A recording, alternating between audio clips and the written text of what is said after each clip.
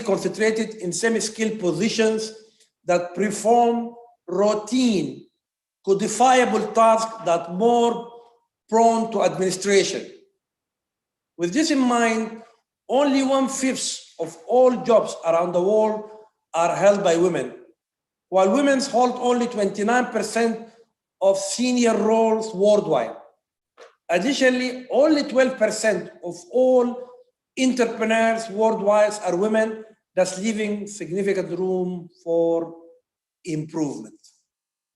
I just wanted to start with this introduction, and now would like to listen to our panelists, what they're bringing to young women entrepreneurs in the OIC member countries. I would like to start with the first speaker, Mr. Abeidli Al-Abeidli, who is an activist and advocate when it comes to women empowerment. He himself is into different kinds of businesses, but mainly he's into ICTs and developing the IT sectors. He is an entrepreneur, he's a journalist, and he has been also working with us as a volunteer senior advisor to the UNIDO Arab International Center for Entrepreneurship. Please, Mr. Abeidli, the floor is yours. Thank you, Dr. Hashim. Can I share the screen, please? Sure, you can do that. The coordinator, can you allow me to share the screen? You can do it, Dr. Abeidli, because you are a panelist. Okay. Can you see the screen now? Yes. Mm-hmm. Good. Good afternoon, everybody. I'm really happy to join this panel or this forum, and I would like to really thank Dr. Hashim and UNIDO ITP office in Bahrain for giving me the opportunity to show our latest entrepreneur scheme, which is called RIDA. I don't want to bombard you with statistics because Dr. Hashim has already done it, and that is his, let's say, usual practice. Usually he's got a lot of figures in his pocket and he surprises us with figures.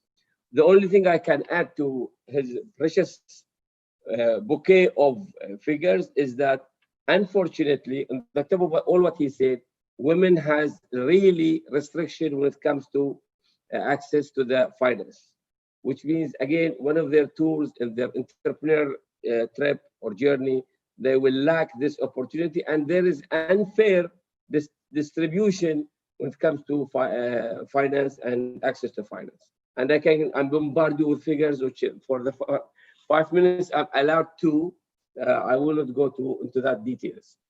As you will see, Raidat is our slogan is infinite possibilities, because I'm a great believer that there is an infinite possibilities in front of women, and Raidat will be the gateway to this future with infinite possibilities. Our vision and mission, our vision is we are connected daily in Arab women's lifestyle globally. And our mission is to, as we call it, the 4 E's. We have first enable, then equip, and then empower, and then make sure that make women excel in their lifestyle, especially the Arab world, either in the Arab region or globally. Raidat, in a nutshell, is a topic-based forum. And you see that this is in the forum, there's live streaming, there are videos, chat, discussion, articles, white papers, business practices, and case studies. The forum is addressing actually the 4 generation, age 2, we call it the young, and then we call the adults, the mature, and the seniors. So this goes from 16 or 18 up to 80. The structure of this forum, that we have the board of trustees, we have the board of directors, and then we have, these are the one that will be selecting topics for the forum. And the forum will run for 2 weeks, and all the discussion that happens will be archived, and then another topic will come after 2 weeks, and all, let's say, a forum will be archived and can be accessible to our honored member. The topic, either it comes from a subject matter expert, or by voting of the audience, or from the board of trustees. all these criteria can be a good channel to select a topic for our forum. The structure you see, first of all, we have our partners at the very top, and you can easily say our professional partner will be the Royal University of Women in Bahrain and the ITPO. Our political partners will be the Supreme Council for Women in Bahrain and the BCCI, which is Bahrain Chamber of Commerce. These classifications just are very in a nutshell, but definitely there are no borders between the four, and there are good room for others. Again, you see this is the structure as in the administrative. We'll have a CEO for Raidat, and underneath this CEO we'll have research team, we'll have chief editor, and we'll have the business manager. All their main, I mean the two, which is the research and the chief editor, will be mainly involved in contents. And in contents, I mean either product, services, or research. On the right-hand side, you see the business manager who will look, or she will look after the business development, the marketing, the customer service, and the social media management. This is the landing page of the portal. We will launch it very soon. And as you can see, at the very top, there is advertisement, and at the very bottom, there is a marketplace.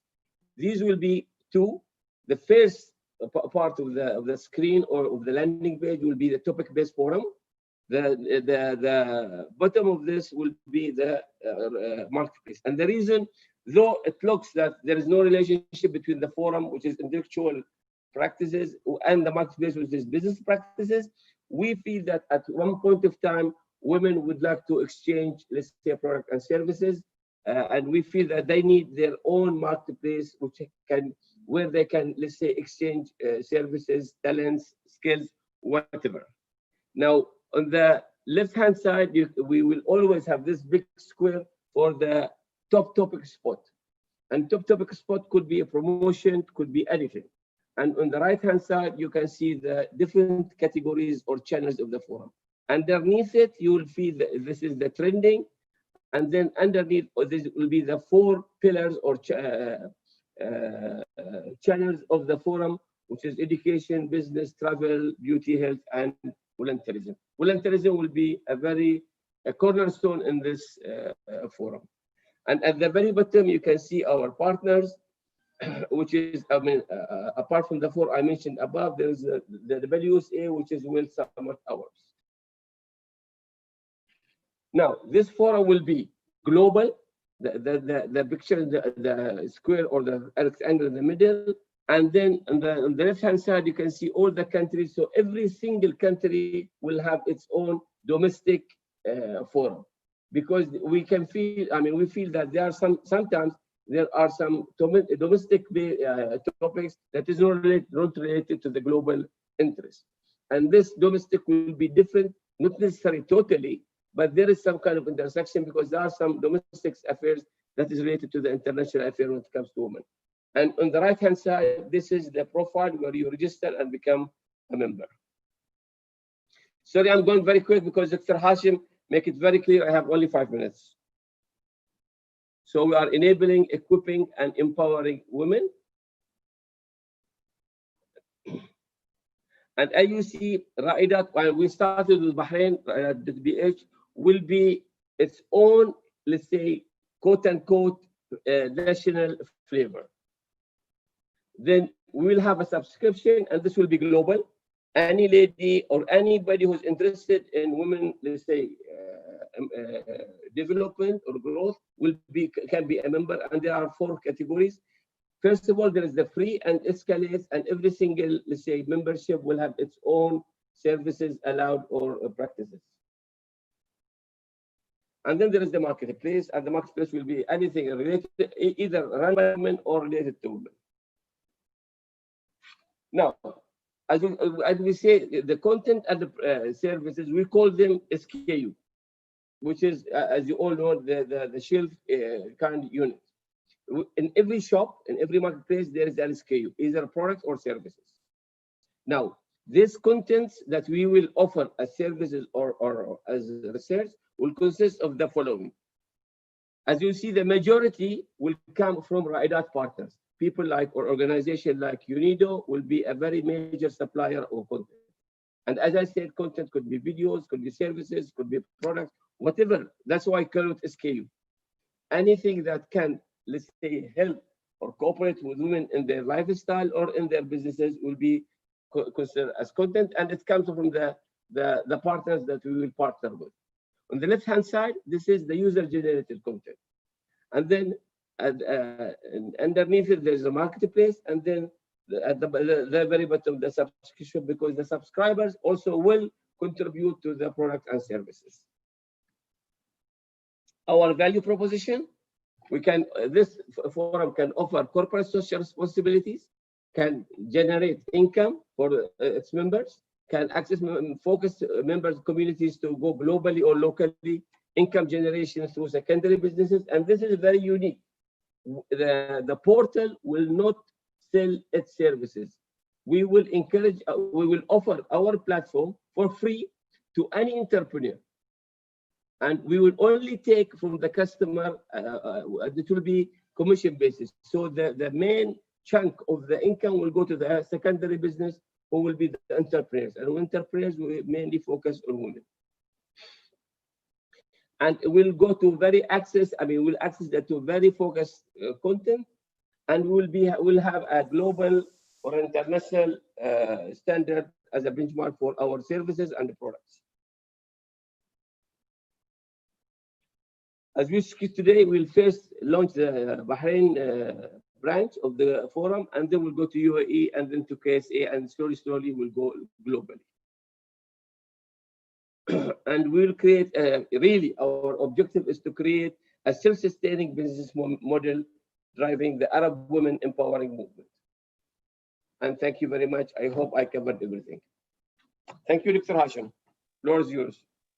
Thank you very much, Mr. Abedli. Please, for the participants, if you will have any questions or comments, you will have the chat in the screen. Just you have to put your message, or if you want to ask a question. Thank you very much, Mr. Abedli, for this very illustrative presentation on this new global portal for women entrepreneurs. This is going to be very useful from both sides, from the developmental side and for the e-business side for women entrepreneurs, and mainly in the INC member states. I think this will help us a lot to develop webinars, training courses, counseling, to chat about different programs, challenges, best practices to ensure supporting women entrepreneurs worldwide, and specifically with women entrepreneurs in the OIC member states.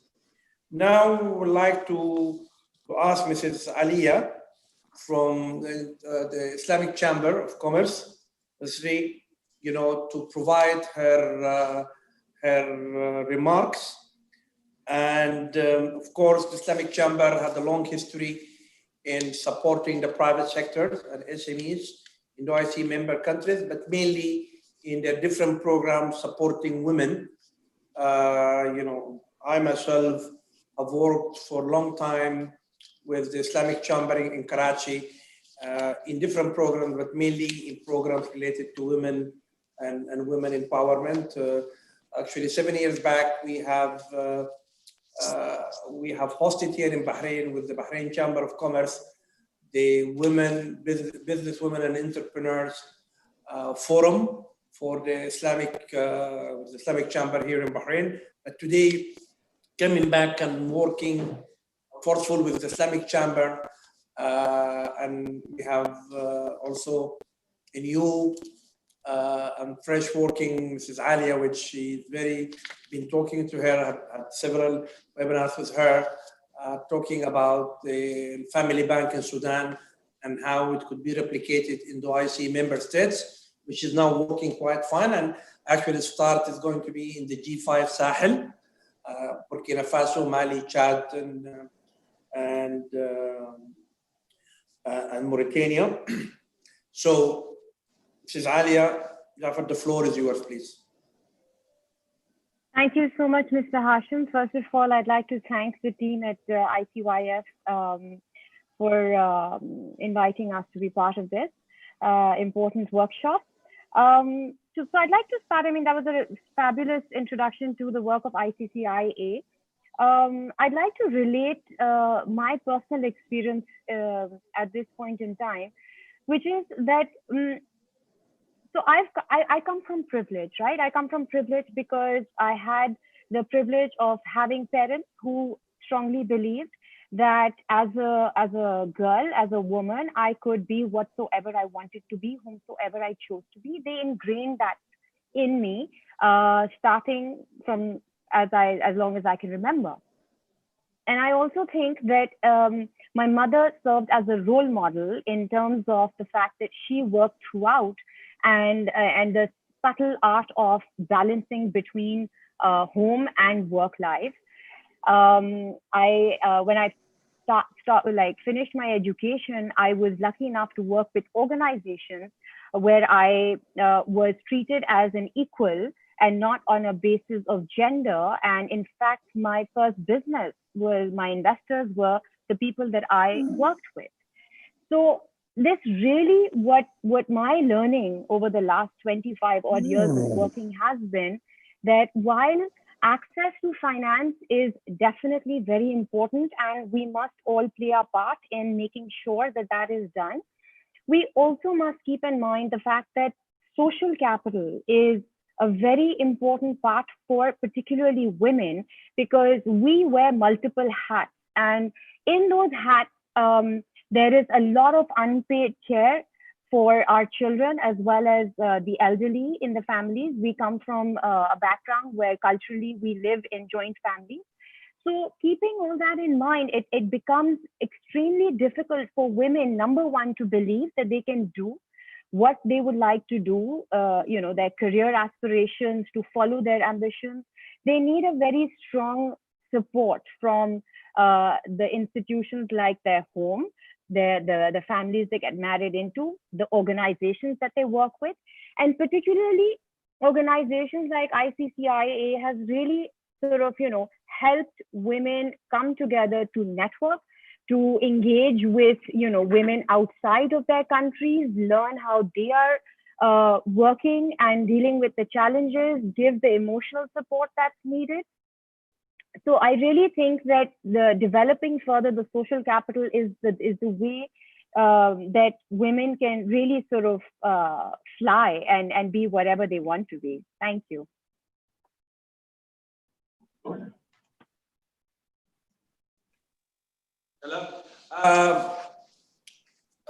We are receiving a lot of questions. I really appreciate this. This is very good. This is the way we want to interact.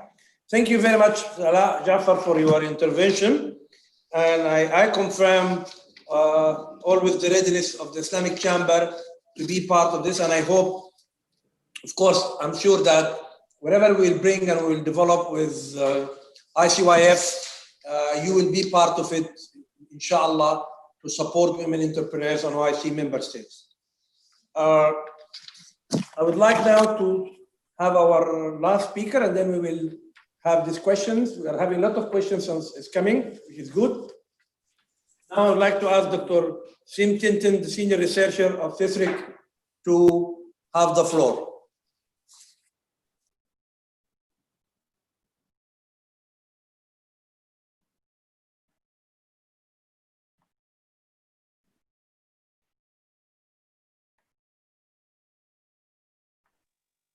Dr. Sim Tintin. Yes. Do you hear me now? Yes. Okay. Thank you, Dr. Hashim, for giving me the floor. First of all, I would like to begin my presentation by thanking the Islamic Cooperation Youth Forum for inviting CESRIC to this important event, and also all partner institutions, including UNIDO Bahrain, for being part of this important event. Excellencies, distinguished participants, ladies and gentlemen, today I will try to talk about the state of women in OIC countries, especially with a specific focus on women entrepreneurs, and also try to give you some evidence what the OIC is doing. I have a long presentation, but because of the time constraint, I cannot go into details, but I will share this presentation with the Youth Forum. Then I think after the event, they will share it with all the participants. It is very rich in terms of information, and it is in terms of statistics.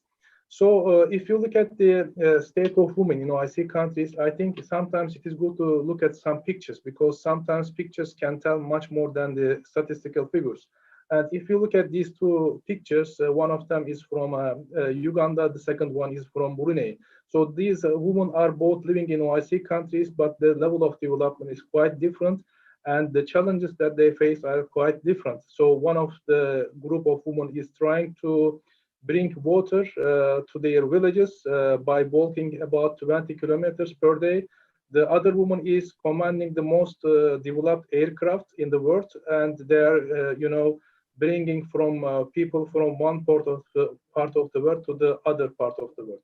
So therefore, while thinking about the OIC countries and the state of women in OIC countries, we shouldn't forget these dimensions. So the OIC countries are not a homogeneous group. So as CESRIC, we produced a report called OIC Women and Development Report 2018. I invite all the participants to have a look at this report, which is available online at the CESRIC webpage. It is available in 3 languages, and it is full of statistics. So just I want to share one statistics with you, the Global Gender Gap Index scores. It is comparing the performance of the OIC countries with the rest of the world, and a lower score in the index means that a higher gender gap. And unfortunately, as it is clear in the figure, the OIC countries as a group has the lowest average score compared with the world and compared with the developed countries, which is indicating that the gender gap in OIC countries is significantly higher than the other countries like non-OIC developing countries or developed countries. And there are reasons behind this picture, such as low literacy, literacy rates among women, and also this leads to lower labor force participation among women. And also in some OIC countries, the women are experiencing some health issues because of the ineffective health infrastructure, such as adult mortality rates among women in OIC countries are quite high compared with the developed countries. For instance, in 2016, in OIC countries, adult mortality rate among the female population is almost 4 times higher than the developed countries.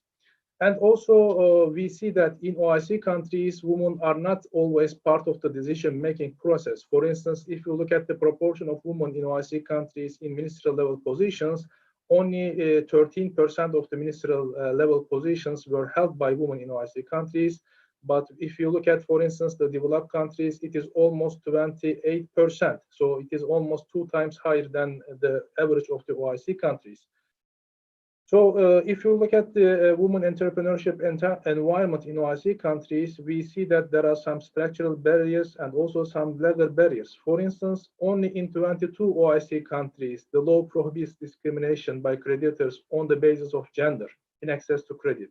So in other words, in the rest of the OIC countries, the banks or the credit institutions can discriminate the applicants because of their gender, because there is no any legal basis that can protect women against this kind of discrimination. So this calls for more policy-oriented approach and improving the legal environment to protect women entrepreneurs in the OIC countries.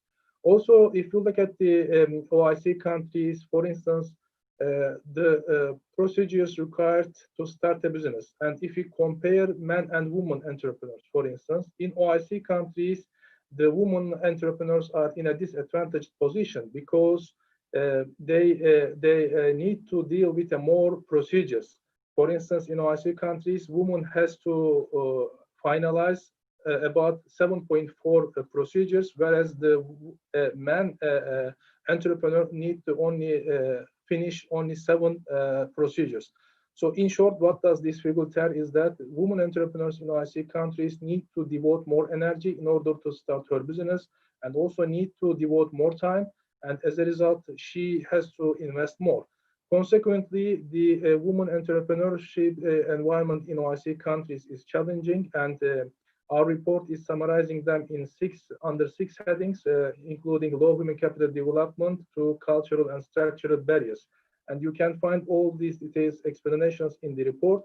And limited access to finance is one of them. The first two speakers mentioned importance of the limited access to finance, especially among women entrepreneurs in OIC countries. But also we have some cultural and structural barriers, stereotypes, prejudices against the women entrepreneurs, which we need to struggle in the OIC world. Now I talked a lot about the, let's say, some, dark side of the picture, but we have a lot of success stories and also best practices in the OIC countries when it comes to the women entrepreneurship. For instance, we have a lot of success stories in different OIC countries, from Uganda to Egypt, that there are several government-led initiatives which are trying to facilitate women entrepreneurship, women entrepreneurs, and try to provide more incentives and try to encourage women entrepreneurs to become more active in the business life in their respective countries. So the issue is that how we can, match these countries and how we can benefit from the different experiences of various OIC countries in this important area. And these international and regional organizations like OIC, like UNIDO, I think can play a critical role by matching these countries and also trying to come up with some, joint programs for the benefit of the member states. So what I want to say finally is that by quoting Kofi Annan, there is no tool for development more effective than the empowerment of women.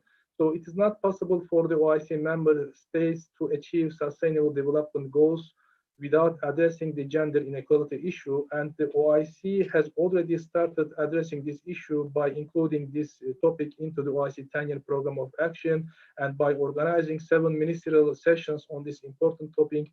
And also there is a process of establishment of OIC Women Development Organization, which will be based in Egypt. So what I am trying to say is that there are several steps, and just we need to embark on these steps and follow up their implementation. And I will, as I said at the beginning, I will share my presentation with you. At this point, I want to stop because of time constraint, and thank you all for your valuable time. Thank you very much. Dr. Hashim, please. Shukran. Thank you, Dr. Thank you, Dr. Semen. Well, very interesting, these figures, which we require in order to follow up with this program we are developing on the impact investment. What are we going to do? How we're going to invest in new generations? How we work to influence the stakeholders and decision makers on the OIC to better develop programs and mechanisms to support economic empowerment for women, because we believe that economic empowerment for women lead to social and, of course, political empowerment. The more we empower the women economically, the more they will be financially independent. But there is, in all our studies and our figures worldwide, we have been realizing that when women are empowered,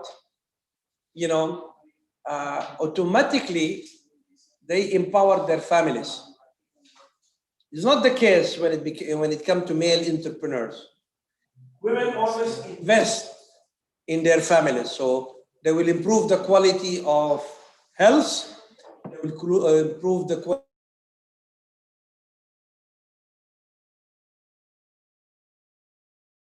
of the overall prosperity and needs of the family, which will have a better future for a better generation.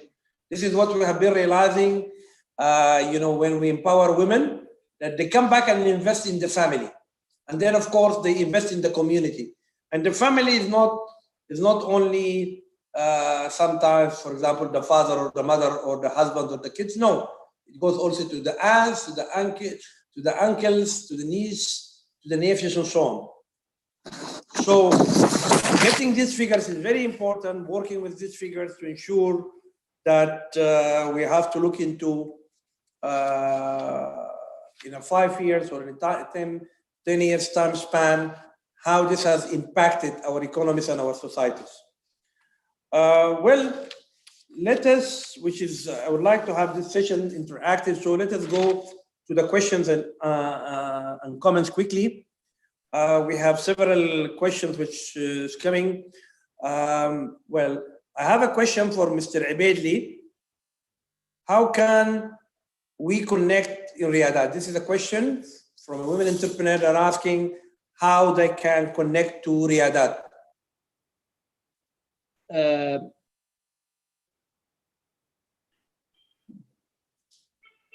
Yes, Abedli, you are muted.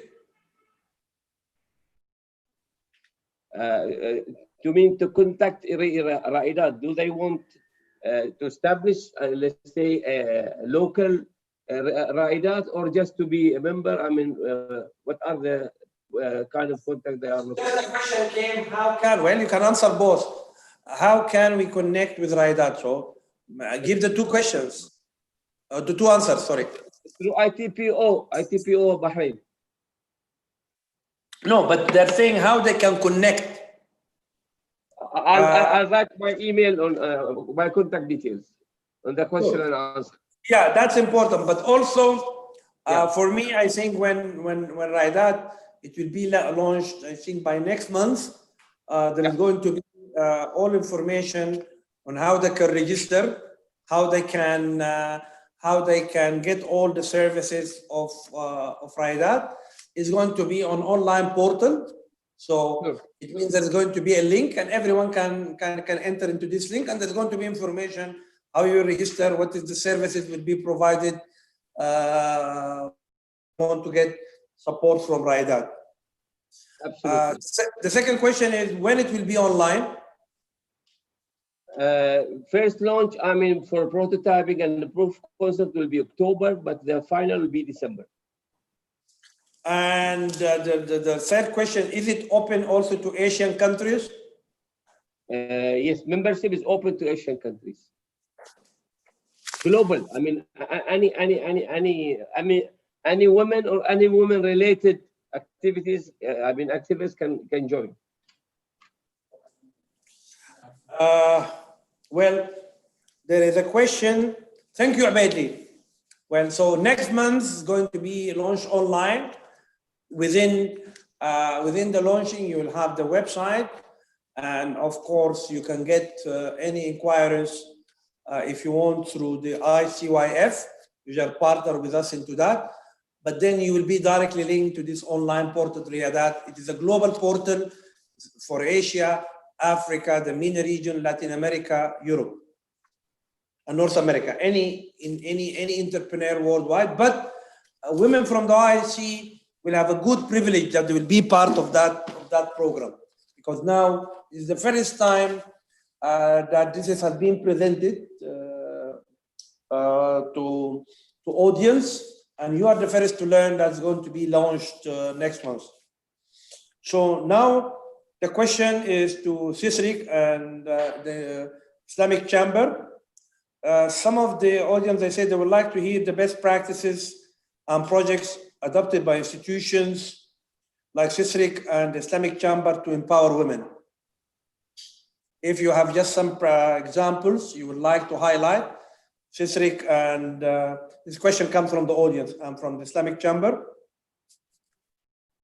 Thank you. If I may attempt that. So the Islamic Chambers over the years have held multiple businesswomen forums where they've been able to connect people. And as a result, we've seen success of collaboration across countries, from Palestine, from Sudan, from Malaysia. So we've had some really interesting collaborations that have happened because of the platform that we've put together. And one of our brightest and most accomplished is the Family Bank in Sudan, and I'm sure you will hear more about that in the next 2 days by my colleague. So I really think that where we are able to sort of bring these women together, and rightly so, Mr. Sem just pointed out the structural bias that is prevalent against women. So when you bring these women together to talk about, their experiences, good as well as bad, they actually get support and learn how to overcome those challenges.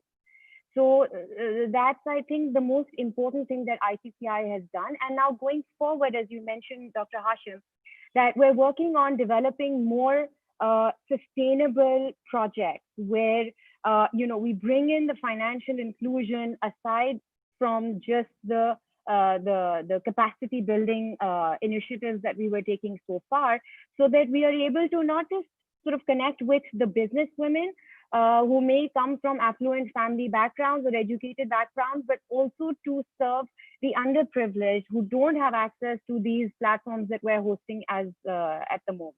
Thank you. Dr. Titan, do you have any? They're asking if you have any.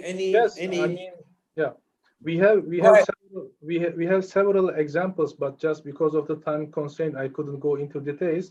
And one of the the mandate of area of CESRIC is providing training services and capacity building program for the OIC member states. And usually we work with the national level ministries of the OIC countries, and usually we provide this capacity building and training services for the ministries and especially for the trainers. So we train, our training services are usually for the trainers, training of the trainers. So therefore, through this, we are trying to make a huge impact with a small budget. And it really works. For instance, a few years ago, we organized an activity in Istanbul in cooperation with the municipality, Metropolitan Municipality of Istanbul, on the handicraft issue. So we invited several women entrepreneurs from various OIC countries, especially from the sub-Saharan Africa. So the municipality, the trainers in the municipality trained them and to equip them with knowledge. And when they go back to their countries, for instance, they started to produce more value-added products and they try to get a higher profit from their businesses. So this is just an example, and I can provide you more examples if there is an interested participant later on through email. Thank you very much. Thank you very much, Dr. Tintan. Well, I have another question asking what UNIDO on OIC institutions are doing to empower women in rural areas and developing countries. It's a very interesting question. Well, the OIC has several organs. They have the Islamic Development Bank. They have the Secretariat in Jeddah, where they have several programs. They have the Islamic Chamber, and there is also the ISYF, and then other institutions. I would say we are, when it comes to empowerment of women, we are working with the Islamic Development Bank, we're working with the Islamic Chamber, where I have even Mrs. Alia Jafar was just talking about the microfinance bank as a model, which we have developed and worked in Sudan, and it became one of the best 5 practices in 2018 for the UN South-South Cooperation Office in New York. One of the best 5 practices for gender equality, 5 for the Sustainable Development Goals, and now we have been taking this as a very successful program, and how we're taking it to other countries. The work today, we're working with ICYF in working with entrepreneurs, not only for women, but we have several programs with them. Just last year, we have co-organized together the World Entrepreneurs Investment Forum. It was here in Bahrain, but there was a side event just for the OIC member states. The first time that we bring entrepreneurs from the 56 member states to develop business to business. There were a lot of discussions and seminars on how to improve the ecosystem for SMEs and entrepreneurs in the OIC member states. We have been working over the last 25 years. Our office, but UNIDO, have been working with the Islamic Development Bank a very long time back. But we have worked with the Islamic Development Bank, and we developed the ETAP program. data program is the investment promotion program of the Islamic Development Bank. Is mainly how to support domestic investment, to mobilize foreign direct investment, and you know, there is a lot which we cannot just bring it in this short time. But now, especially on what are we doing with ICYF, we are focusing more and more in supporting the ecosystem with the stakeholders, but of course, directly also targeting entrepreneurs, females and males, to support startups and growth of small and medium. Just last November also with ICYF, we have launched what's called the Business Hub for entrepreneurs from the OIC. Today, this webinar, it is the first of its kind that we're bringing international speakers from different parts of the world, experts, not only from the OIC member states, and of course, these young women entrepreneurs, for them to understand better and how to shape better their ideas, their dreams, and to know where is the world going when it comes to micro and small businesses, when it goes to innovation and entrepreneurship. This is why over the coming 4 days, they will learn a lot about business, about branding, about franchising, about financial inclusion, about green investments, and also the coming panel. After this panel, it's women who inspire the world. This is a new theme for the first time in global record, that we have that theme, women who inspire the world, and we will continue with this theme. We're going to have 5 women who inspire the world, which you will listen to their stories, to listen their future, and what do they think as women, how they started and how they developed and how did they grow. So, as I said, there is so many activities which have been done. The OIC institutions and UNIDO, and more will be coming. There is a question from Cameroon asking the possibilities of national training to Cameroon, where women are facing a lot of challenges as a result of the ongoing socio-political crisis and the COVID-19 pandemic crippled many of the women enterprises and women-led organizations. Yes, of course, you know, with the pandemic and even before the pandemic, you know, women have been suffering a lot in sub-Saharan Africa from not having a well ecosystem. More than 70% of micro businesses is run by women, and in some African countries, this percentage for the total GDP, it could exceed 60 to 70%. But you know, with very difficult environment and challenges. Well, this is what are we trying to do, you know, of this seminar today, and also with the portal of Ra'idat, which will help a lot to develop a lot of programs online, because even if we tell you now, yes, we can go and work and we help in the Cameroon, with the COVID, we cannot do it. Things have to be virtual and has to be online. But we can be in touch with you also to tell you in the future what we can do and how we can work with Cameroon and with other sub-Saharan African with digital and online support activities. Well, I have also, well, this is a repeated question that this was happening in the Arab region. Would it also Asia can be part of that? Yes, of course, this has been answered before, yes, through Ra'idat, because we're talking about OIC. OIC is only not Arab countries. I mean, OIC member states is, you know, is Africa, is Arab countries, is Asia, is Central Europe, and so, and also there are members, and there are also Islamic communities in non-Muslim countries. You know, this is also, they can be part of this activity of the OIC in general coverage.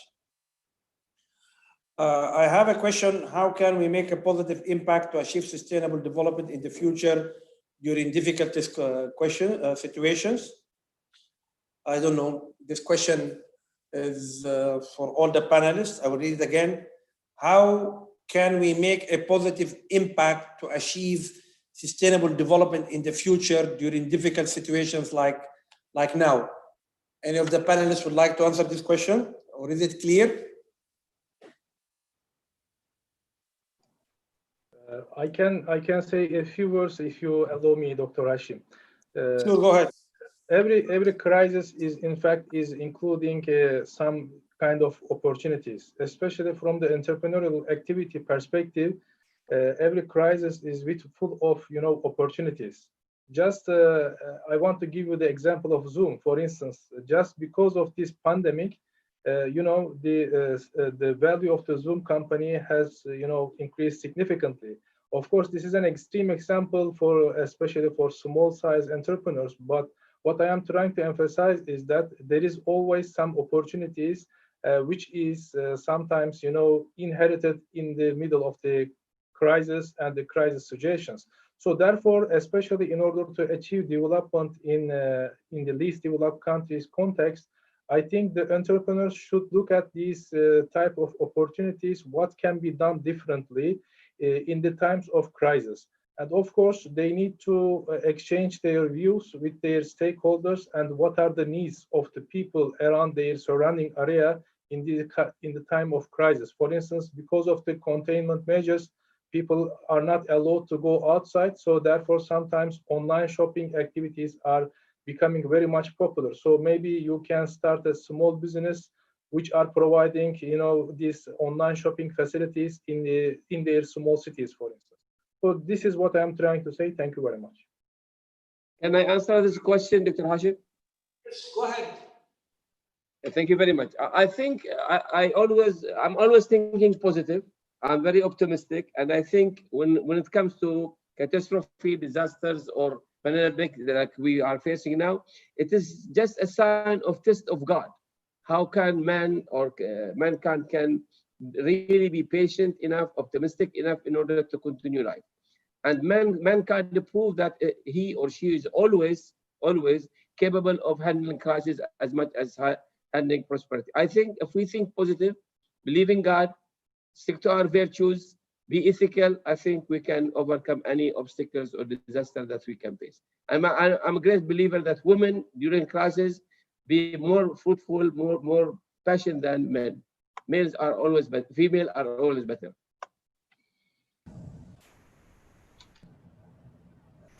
Past the time, and we are having this very international panel after this from Asia to Africa to the Arab region to Europe. The speakers come from different time zones, so we don't want them to wait because one of the speakers is in South Korea, which is already now 10 p.m. and also in Shanghai. So we don't want them to. We want to hear the very interesting story. So the last question is again to Riyadat, so I want immediately to answer quickly. That's Riyadat platform. This has come from Morocco. Has virtual exhibitions and trade shows for to showcase and promote their products and services. What about rural women living in remote areas? Does Riyadat has a strategy to reach those underprivileged rural women?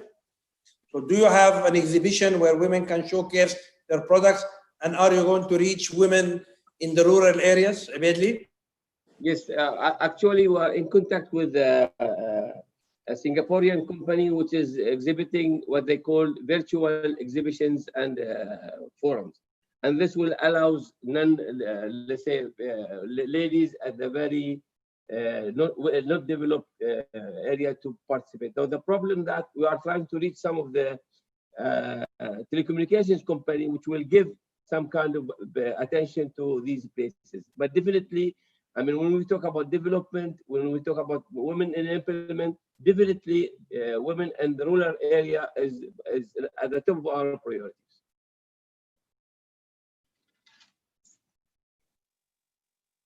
Well, now with digitalization, where we can reach every single human being on earth, even in rural areas, in conflict zones and so on. Maybe it's a problem of this, what we call the digital gap, that these women in rural areas may not be able sometimes, or they don't have the equipment to use it online, but most probably there is a mobile phone in the family, either with the son or the uncle or whatever, or for example, in Morocco, but this is also part of the partnership which we'll develop with Raidat, because we work in so many countries.